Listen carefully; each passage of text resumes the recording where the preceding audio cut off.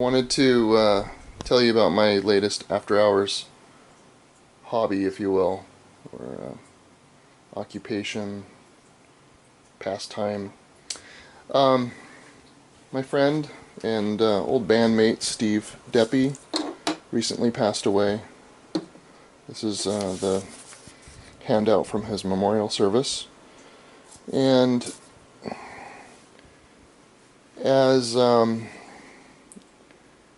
as a musician of the 70s and the 80s, he, recorded a lot of stuff that he wrote and performed either by himself and with bands, and most of that was on either cassette tape or reel-to-reel tapes. And through the process of volunteering to help restore and preserve his stuff and communicating with other friends and old bandmates and stuff, I ended up with I believe all of his tapes, and that's what's down here.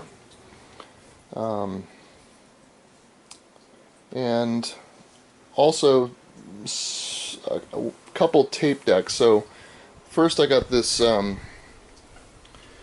Steve always called it half track, and I thought that meant that it was half-inch 2-track, but it turns out it's quarter-inch 2-track. This OTARI MX5050 I'm showing you. I'll tell you more about that.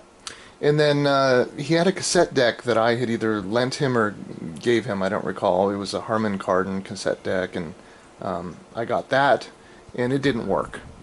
And I had a Tascam studio-grade dual cassette deck, and the belts had broken or sort of melted on that on that player, so I couldn't play any cassettes.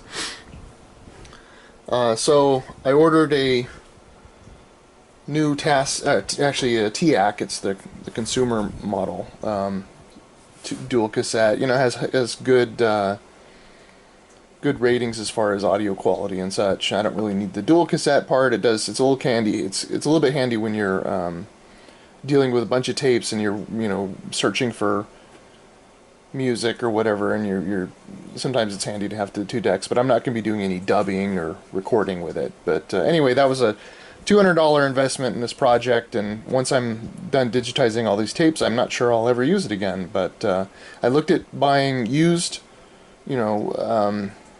Tascam and other decks, Harman Kardon, TEAC and stuff, and it just, they were like $50 to $100, and you really didn't have any assurance of how well it was maintained or how well it was really going to work. And I figured a brand new deck was the best way to go. It was only $200, which is pretty cheap compared to how much I think I paid, like $400 for my last Tascam dual deck. So not too bad. Ignore the karaoke thing on the bottom there. That's just to give me a stable base for this gear. This mixer was also Steve's, and I'm only using that because I have balanced outputs out of here, and I need unbalanced inputs into my USB digitizer device here, USB audio interface.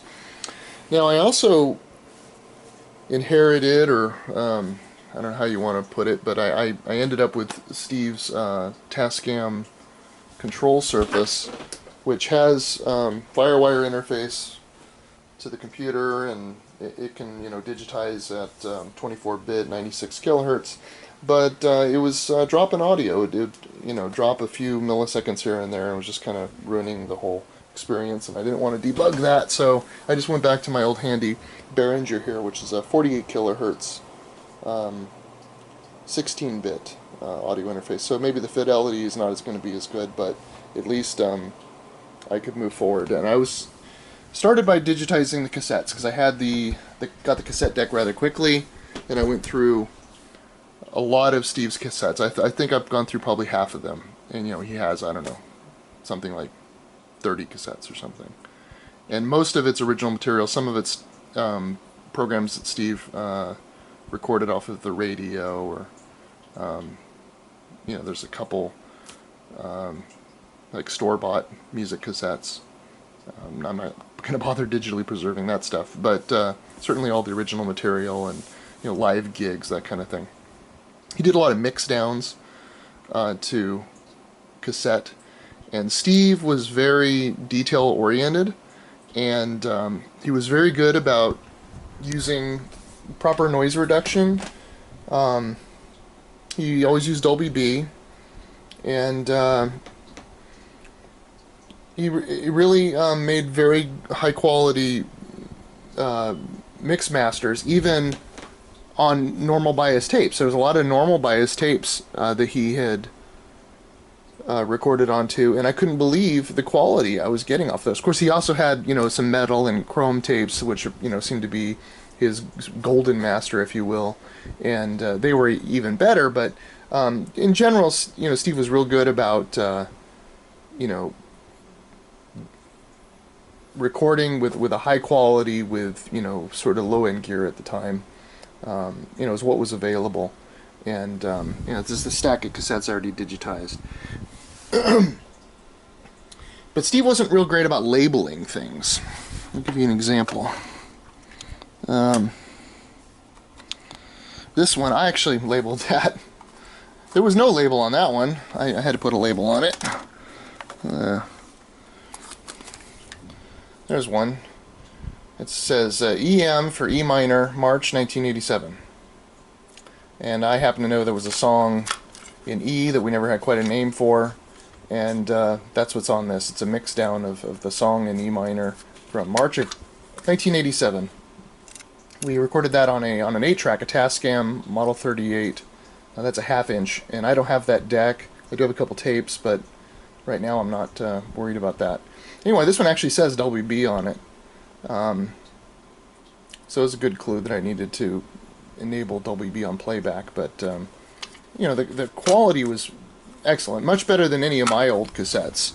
I wasn't very good about using Dolby correctly and taking good care of my tapes. They often got left in hot cars and stuff. Here's another one that's Steve labeled. It says Dresden 4T. Pretty sure that's 4-track, not 4+. That's what the 4. And then the cassette itself, nothing. There's no label. And he didn't remove the record tabs either. So I started doing that. I didn't do that on this one, but when I remembered, I would break off the record tabs. I didn't want to accidentally delete something important. So, and here's another. Here's one's labeled, but it just says Dresden #1, #3, and that's it. Dresden was the original name of the progressive rock band that he founded with Dave Codde, and went through a number of drummers and guitarists and a couple different singers. But anyhow, so I had to listen to him. Lucky for me, I know the music really well, and I recognize the names of the songs. Oh, on the front it says KB Improv, Dresden REH, that's rehearsal. I figured out. And then here's another example of his labeling, kind of cryptic. SOG stands for Shades of Grey. He liked to always record what key the song was in, so that was in A, instrumental. That's a song for vocals, but this version didn't have instrumental. And then there's a second version of it. I think it has vocals, and then EW is Enemy Within. I forget whether there's two different versions. I think it might be two different recording sessions with different drummers.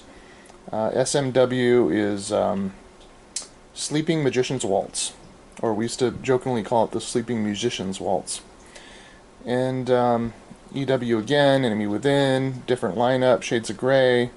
This was recorded, I think, at Cal State University Dominguez Hills. This is before I joined the band, but shortly before then anyhow, about 1985.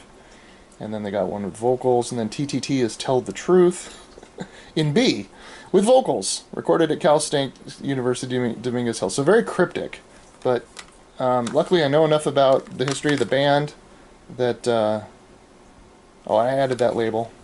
I think this is one of the highest quality cassettes I have ever seen in my life. It is very heavy.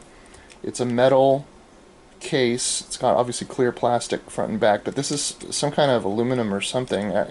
It's very dense. Got a lot of weight to it.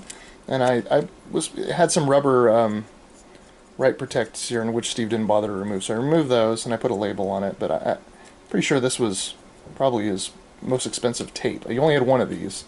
And I had to imagine this is a very expensive cassette. Side B is ESOE, which stands for Suicide of Europe. Keyboard with Larry. So this is a recording of Steve's keyboard-only version of Suicide of Europe with a guitarist overdubbing some really tasteful, clean lead stuff. Sounds kind of improv, but very cool. And unfortunately, the fidelity's not very good. There's a lot of dropouts and stuff, but I'm not sure who Larry is. If I heard the last name, I'd probably ring a bell. I don't know that I ever met him, but anyway, one of the musicians, obviously, that Steve knew or played with. Anyway, those have all been digitized, and I've been, like I said, digitizing at 48 kilohertz and putting them currently into Audacity file format, and then I'll be ultimately storing them probably as FLAC files, or and then putting them on multiple media like a DVD-ROM, some flash storage. Make sure these things don't get lost. Now, onto the reel-to-reels. Now, this was a much bigger task for me. I'd never really used a reel-to-reel deck myself. And when I received this deck, it was in a box. It wasn't designed for it. It was a little bit too small for it. And it was a little dusty, but pretty good condition. Except this tension arm here was bent pretty good, so I bent that back pretty easily. And then, I don't know, it looked like it was in great shape. I think maybe a little ding back here. One of the legs on the back had broken, but I was able to screw it back on, and I had high hopes. Now, I recall Steve telling me that there was an issue with this AMPEX tape.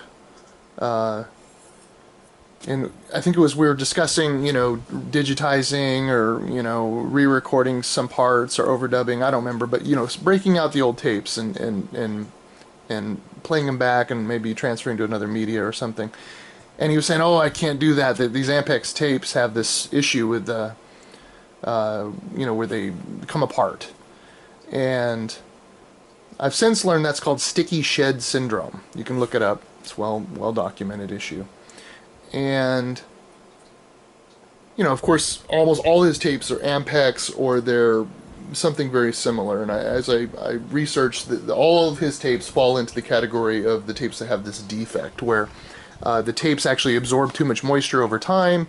The binder that keeps the oxide laminated to the polyurethane tape portion comes apart. So you have to do, one of the recovery mechanisms is to bake the tapes. Is what they call baking the tapes. Now, you can, I guess in theory, put it in a regular oven, but usually that doesn't work because they're not made to run at real low temperatures for long periods of time.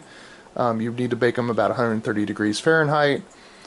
So through research, let me back up a little bit. I wasn't sure these tapes had that issue, or how Steve knew that they did, other than maybe his own research or whatever. But when I looked at the heads on the unit, I wanted to make sure they were clean. They were caked with tape particles. These strings, if you will, of tape. That had come off, and it was obvious. I went and looked in Google Pictures or whatever, and did a search of this tape issue called sticky shed syndrome, and it's exactly what it looked like. I mean, it was just a textbook case, and I was really surprised Steve left the deck in that condition. But I cleaned it off easily, Q-tips and alcohol and little bit of thumbnails and stuff, but cleaned it up, and then I decided I'm not going to put any of the tapes in the deck until I can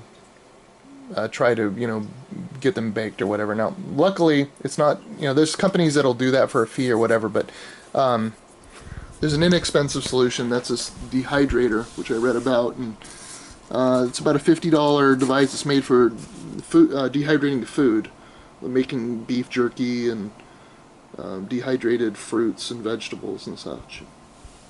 Anyway, apparently it's the perfect device for baking these old tapes. And it's a temporary solution. It only works for about 30 days, and then the tapes start coming apart again when you wind them or play them. And so you got to, you know, start the restoration process shortly after you bake them, and that's what this is. This is part of it. The unit. The top heater part is actually in my recording rehearsal studio in the garage, but you know, I have tapes in here now. So I baked 4 tapes 2 nights ago.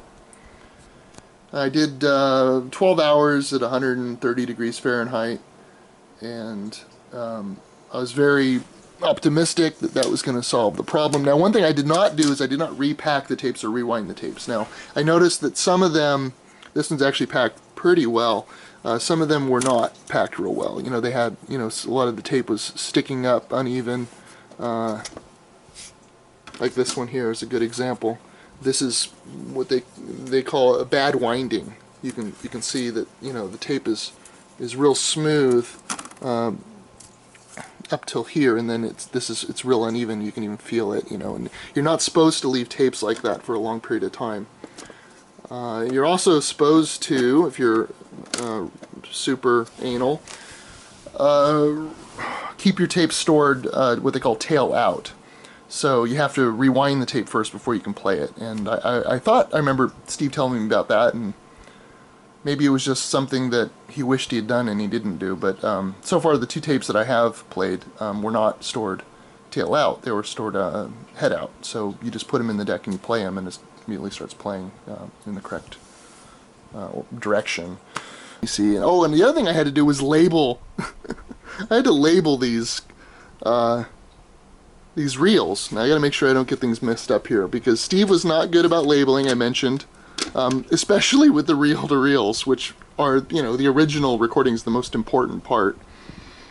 So I actually put these labels you see here, okay, on the sides of the boxes, and I labeled the actual reel as well. But Steve did put little notes in the box. So, you know, initially I couldn't tell the difference between a blank reel that never had anything recorded other than the ones that were still sealed with plastic. I could tell those were blank, but the other ones I couldn't really tell, but some of them had little notes inside, which was helpful. Now, if you separate the note from the tape, then of course it's not helpful, but at least here, you know, I got an idea what is on this. So this one says it's The Enemy Within, 4-track, plus copy of master, opus 2. I don't know what opus 2 is. I'm interested to hear that. F minor. I do recall a song we played in F minor, but I don't remember it ever being called opus 2. Anyway, this gives me an idea what's on it, and it's, you know, has some notes about the dates, and that's actually more helpful than some of the comments that were on the cassettes. But and then some of them were kind of cryptic, like this one. This one has the cassette, the reel is actually in here because I baked it. But let me get this, and I can't see the video, so hopefully this is not too crazy. But this one had this note in it. Now I know what a master tape is, so immediately, you know, I figure these are all masters mostly. I mean, some of them are mix downs, so they're mix masters, if you will, but some of the original track masters. And this just says CSUDH master, and then I didn't know what that meant. I thought maybe there was a long song name, you know, abbreviated, and obviously that's really nice calligraphy by Steve. Anyway, eventually I figured out that that's Cal State University Dominguez Hills, and I think they had a recording session there in the studio. Maybe someone knew somebody that was taking classes there or something, and they got like a free recording session, or cheap, I don't know. Anyway, so that's what I'm doing. I'm baking tapes and I'm playing them back, but back to the reel-to-reel here. The first tape I was playing back, I noticed that there was some peeling going on coming off of the tape here, and you can see this debris down here. If you hopefully you can see it anyway. It's like little piles of, kind of looks like ash or something with kind of a metallic tint. So this is sticky shed syndrome. The tape is still shedding. Okay, baking it did not completely solve the issue. Now, when it comes off, it looks like it's coming off. Here's a good example right here.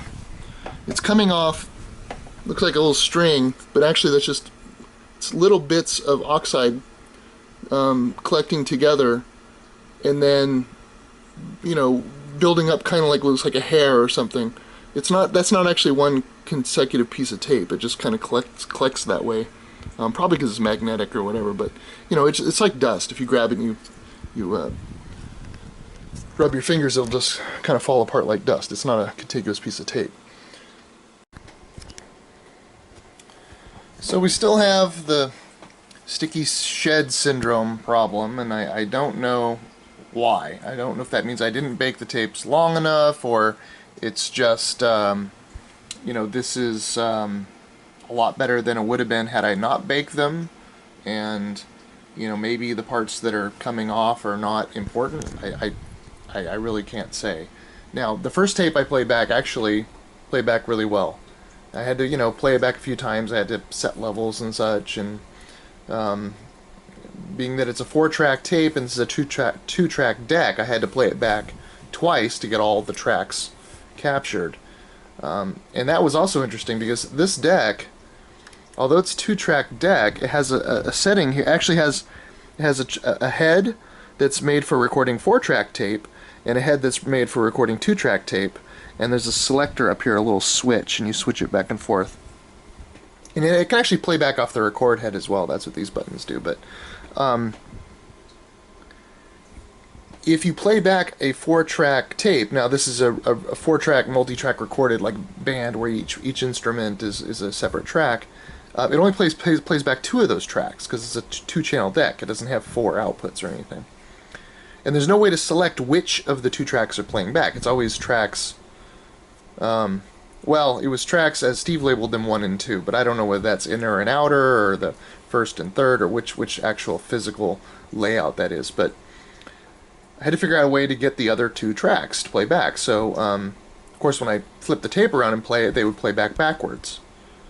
So I figured, well, I'll do that. I'll record it backwards into Audacity and then just reverse the audio in Audacity, and that worked great. It sounds perfect. You know, the only issue is that the tape plays back at a different speed when you play it backwards, and I don't know if that's because there's more tape on one reel than the other, or why exactly. But and this deck does have pitch control, but I would just be guessing as to matching the speed of the first playthrough.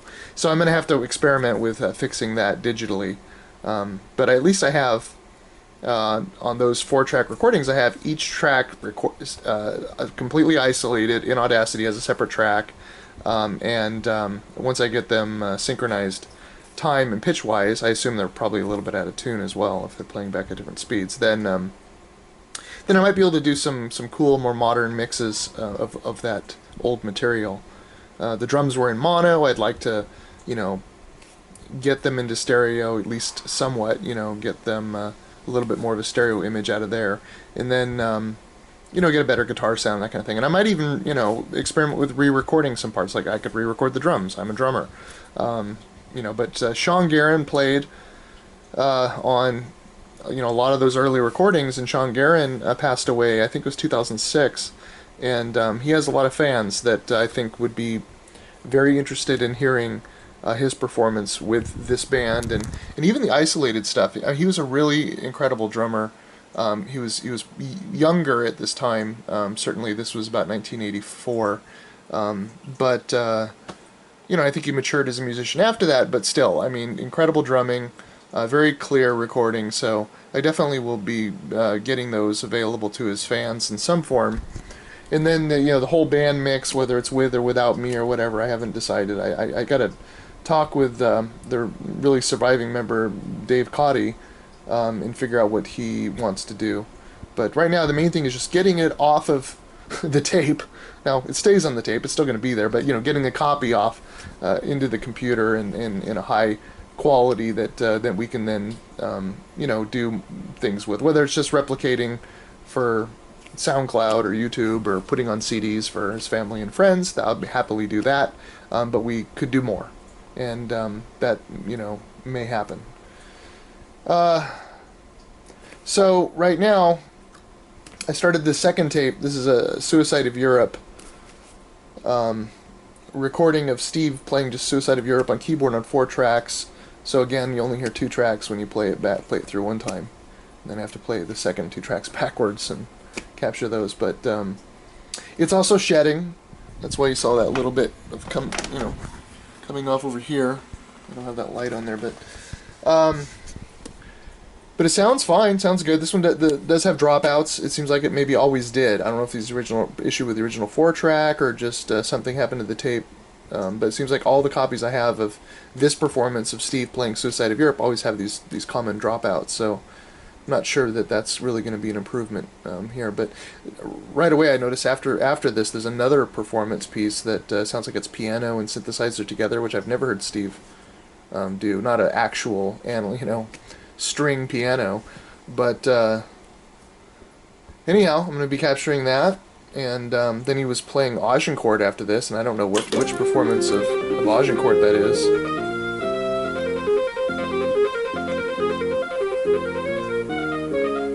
Sounds pretty fast. I don't recognize his performance. I don't know. Anyway, this is not a good fidelity playback here device. So don't judge the quality based on that. But anyway, this has been a labor of love for sure. I flashing back to a lot of these songs I haven't heard in a long time. I didn't have surviving cassettes, and Steve really wasn't all that interested in going back and recovering this stuff. I mean, he kept the tapes, obviously, kept them in good shape. He always, stacked them correctly and, maintained them in a nice, clean environment and everything. But I never really got him interested in going back and digitizing or remixing stuff. So that's something that I'm glad to be doing. I think it's actually long overdue. I think there's a lot of potential fans of Steve's music still, and I'm enjoying this process very much. And I just wanted to share with you guys what I've been doing, and seems like I'll be continuing to do for a while. I got a lot of tapes to go. I've got a lot of experimenting with the multi-track stuff, whether it's laying down new drums or guitars or whatever. Certainly won't be recording any new keyboard parts. Steve can't be replaced, so his performances will be as is. Maybe we can make them sound better in some ways. We certainly have modern recording and signal processing gear at my disposal, so we can make it sound as good as it could possibly sound, and maybe get it on an album or two in the near future. I definitely want to do this while while it's all fresh in my memory, and I don't want to forget any details about what song is that I'm hearing, or who was that performing at that time, and recognizing everything, and being able to consult with the other ex-bandmates and find out all the details, because I wasn't there for the first many years, and that's where a lot of this history comes from. So now, one thing I discovered I wanted to share with you. Let me see if I can find that tape. Yeah, it's this one. So when I was unboxing this cassette, I found one of Steve's notes in here. Again, the reel was not labeled, the box was not labeled, but there was this little note in here, which I found, interesting. And this is the first tape that I played back and digitized. And then I realized this first song was the song I know as Shades of Grey. That's the title I've always known. And when I first read this, I thought it said something like Valley Rocks. I couldn't really make out his writing there. I've since figured out that says Valkyrie. That's a K, so it's Valkyrie. Anyway, but that's Shades of Grey. Apparently Shades of Grey was known as Valkyrie, probably before Elaine joined the band, and then maybe Elaine had the lyrics, and that's when the name changed, or maybe Steve wrote some lyrics, I don't know. But, it has the names of the musicians, their last names anyway, and then which track they were on, and again, the keys of the songs. But that's interesting. I learned, or maybe I knew that at one time and I just forgot, but I always knew that song as Shades of Grey, and it was one of my favorites for sure. It was one of the few songs that actually had vocals and lyrics to it. You know, so many of the songs were instrumental, but you know, that one was sort of a more mainstream prog rock or pop prog or whatever you want to call it song. You know, and it was very catchy and you know, more modern in sound. Once known as Valkyrie, apparently. So that label I put on the box is now incorrect. I'll have to fix the label. Anyway, that's all. I got a lot more to go, but I wanted to give you guys an update on how I'm spending my time. And I know that there's probably some people that are anxious to know what what I'm doing with these tapes. Did I just put them in my garage, or you know, are they gonna get lost to time? And I assure you they're not. And I'm treating Steve's gear with care. I think I've got this unit back to 100% working condition. I don't think I had to rebias it. I didn't really try. I know Steve made an issue of he couldn't change tapes because he had it biased for this tape format, and I know Steve was meticulous, and I'm sure it was biased correctly, so I'm not going to mess with it. It sounds good. I could check it, but you know, right now I'm just trying to get the stuff digitized, and maybe I can, you know, revisit things and if there's an issue. But it sounds like it's biased correctly. And you'll all be hearing some stuff soon. Believe me, the quality of the recordings is phenomenal. I'm really amazed. It's you know, Steve's method of preservation was really good. And you know, I'm not really fond of this technology. I'll be happy to never use a tape deck again when I'm done with this. But in the process, I'm getting actually pretty good at it. I can, you know, wind a tape pretty correctly, and you know, you have to tape it to the reel and you wind it through, and then, you know, if you want to store it tail out, you can. I know how to do that. And anyway, so it's been fun.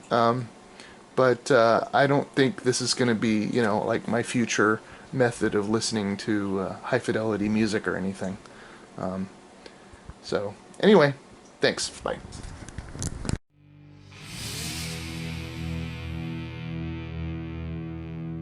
That's a good YouTube video. You're terrible.